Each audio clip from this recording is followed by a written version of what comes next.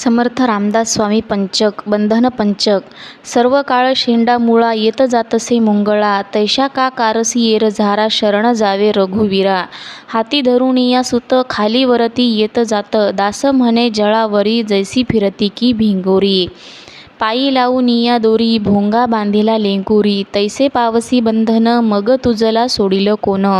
एक धरुणी वानर हिंडवती दारोदार रामदास म्हणे पाहे रीस धापा देत आहे नको करू अभिमान होणार ते देवाधीन बहुद्रव्यानेम भुलले काळे सर्वही ग्रासिले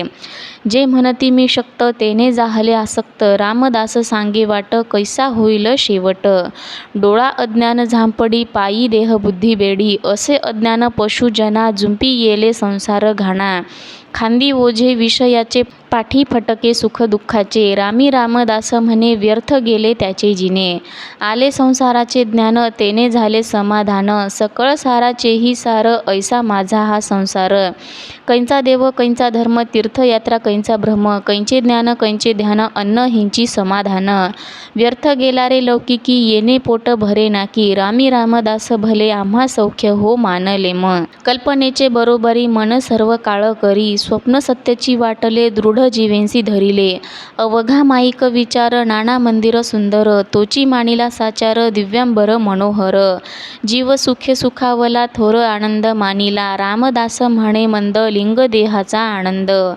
काही कळेना विचार अवघा झाला शून्याकार उमजेना संसारिक आठवेना परलोक अंध विचारी पडी येले अंधकारी सांपडेले माया जाळे गुंडाळले वासनेने वेटाळिले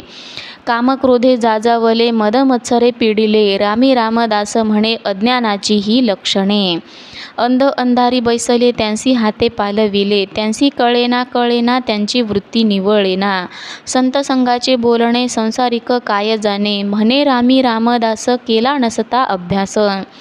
केला संसार अभ्यास झाला आयुष्याचा नाश सदा उठता बसता रामाविन केली चिंता नाही साक्षेपांचा वेग उगाच मांडिला उद्योग रामी रामदास म्हणे ऐसे जितची मरणे